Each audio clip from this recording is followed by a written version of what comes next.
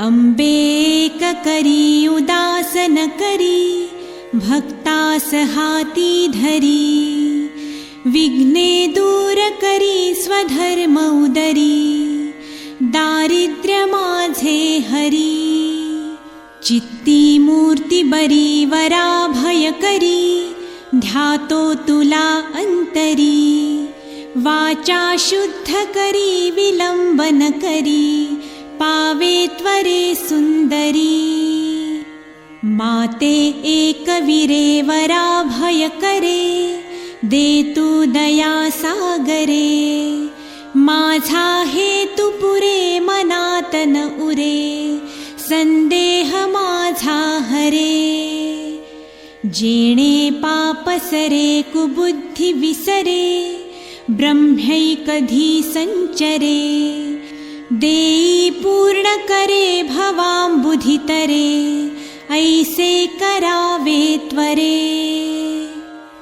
अनाथासि अंबे नको विसरुवो, भवसागरी सांग कैसा तरुवो, अन्यायी मी हे तुझे ले करुवो, नको रेणुके दैन्य माझे करुवो, मुक्ता फले कुंकुट पाटलांगी, संदेह तारा निकरै विभाती, श्रीमूल पीठांचल चूडिकाया, तामे कवीरां शरणं प्रपद्ये, सखे दुःखिताला नको दुःखवुवो, दीना बालकाला नको मुकलुवो, ब्रीदा रक्षितु आपल्या श्री भवानी,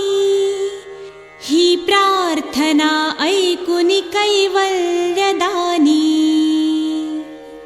सदानंदीचा उदयोस्तु, उदयोस्तु, उदयोस्तु।